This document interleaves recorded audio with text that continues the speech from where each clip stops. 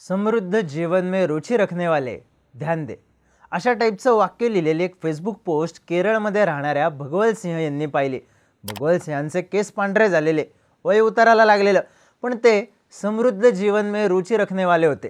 त्यांनी या फेसबुक पोस्टच्या खाली आपलं नाव लिहिलं, नंबर लिहिला आणि विषय सोडून दिला. पण इथंच विषय सुरू झाला होता. काही दिवसांनी भगवल सिंह यांना श्रीदेवी नावाच्या एका फेसबुक अकाउंटवरून फ्रेंड रिक्वेस्ट आली. ती रिक्वेस्ट ॲक्सेप्ट झाली. त्या अकाउंटवरून एक मेसेज आला आणि भगवल सिंह यांचं आयुष्य बदललं. त्यांच्या आयुष्यात समृद्धी आली का? तर नाही, त्यांच्या आयुष्यात आली विकृती. त्यांच्या कुटुंबासकट आणखी 2 कुटुंब उद्ध्वस्त करणारी, नरबळीची घटना समोर आणणारी. केरळमध्ये घडलेलं हे प्रकरण नेमकं काय होतं, त्याची ती स्टोरी. नमस्कार, मी चिन्मय आणि तुम्ही पाहताय बोलभिडू. केरळमधला पथानामथिट्टा जिल्हा, त्यातल्या एलंथूर भागात भगवल सिंह आणि लैला हे जोडपं राहायचं. भगवल सिंह 70ला टेकलेले, तर लैला 60ला.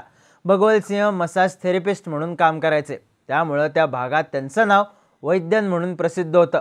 त्यांच्या हायकू फॉर्मॅटमधल्या कविता पेपरमध्ये छापून यायचा, त्यामुळं या वैद्यनला प्रचंड इज्जत मिळायची. लैला या भगवल सिंह यांच्या दुसऱ्या पत्नी. दोघांचा संसार तसा निवांत सुरू होता. अडचण होती ती फक्त पैशांची, समृद्धीची. एका बाजूला अडचण आणि दुसऱ्या बाजूला कायम तरुण राहण्याची इच्छा. हे या जोडप्याचं वैशिष्ट्य. हेच वैशिष्ट्य पुढे जाऊन गंभीर वळण घेणारं ठरलं. भगवल सिंह यांना श्रीदेवी नावाच्या अकाउंटवरून फेसबुकवर रिक्वेस्ट आली. मग एक मेसेज आला.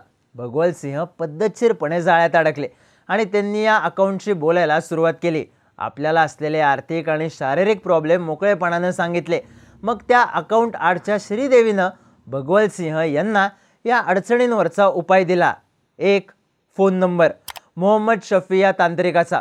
श्रीदेवीनं हा नंबर देतानाच सांगितलं होतं, शफीकडे तुमच्या प्रत्येक समस्येचं उत्तर असेल, अगदी प्रत्येक समस्येचं.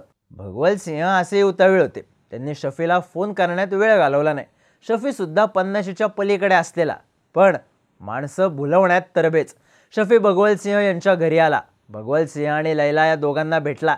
घरात असलेली आर्थिक अडचण आणि चिरकाल तरुण राहण्याची इच्छा, हे दोन्ही वीक पॉईंट त्यानं ओळखले आणि मग डाव आखायला सुरुवात केली. अगदी हळूहळू.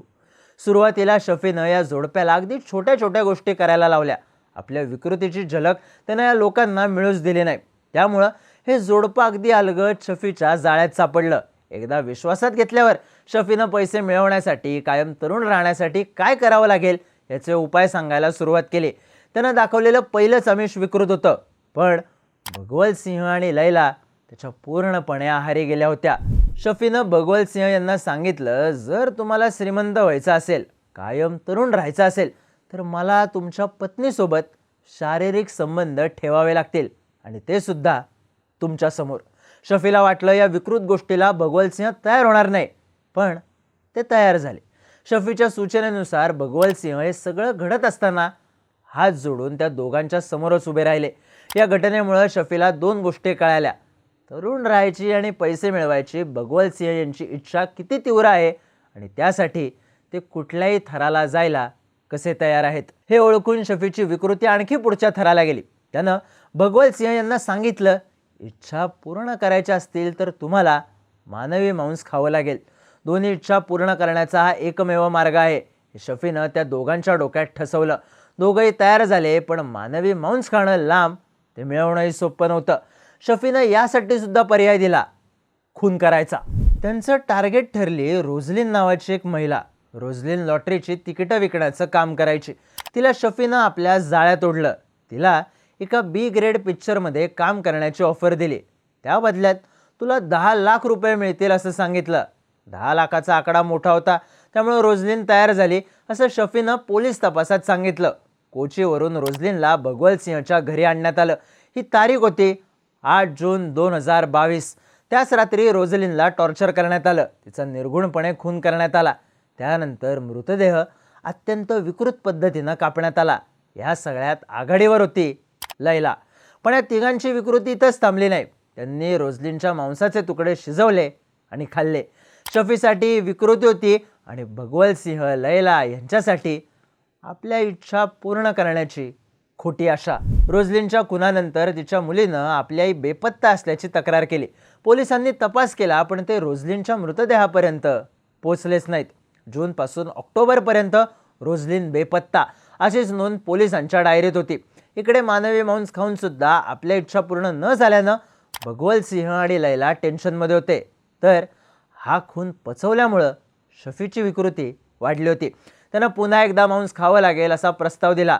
भगवल सिंह आणि लैला तयार झाले. शफीनं पुढचं टार्गेट शोधलं. 42 वर्षांची पद्मा नावाची लॉटरीची तिकीटं विकणारी महिला. मूळची तमिळनाडूची असणारी पद्मा सप्टेंबर महिन्याच्या आसपास 20 दिवसांसाठी एर्नाकुलम इथं आली होती. शफीनं पद्माला टार्गेट केलं. तिला सुद्धा आमिष दाखवलं.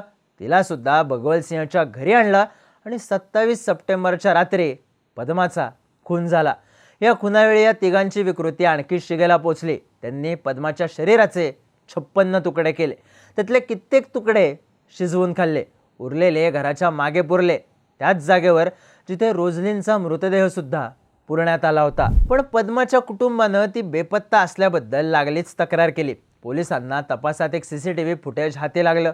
त्या फुटेजमध्ये एक माणूस दिसला, मोहम्मद शफी. पद्माच्या बेपत्ता असण्याबद्दलची लिंक हा शफी होता.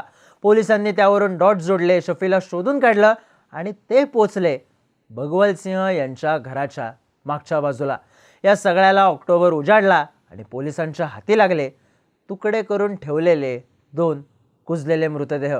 पोलिसांनी शफी, भगवल सिंह आणि लैला या तिघांनाही ताब्यात घेतलं आणि त्यानंतर उलगडली या तिघांची विकृती. या तिघांनी रोझलिन आणि पद्माची अत्यंत निर्घुणपणे हत्या केली. शरीराचे तुकडे केले, शिजवून खाल्ले. पैशासाठी, तरुण राहण्यासाठी आणि आपली विकृती शांत करण्यासाठी या तिघांनी 2 नरबळी दिले.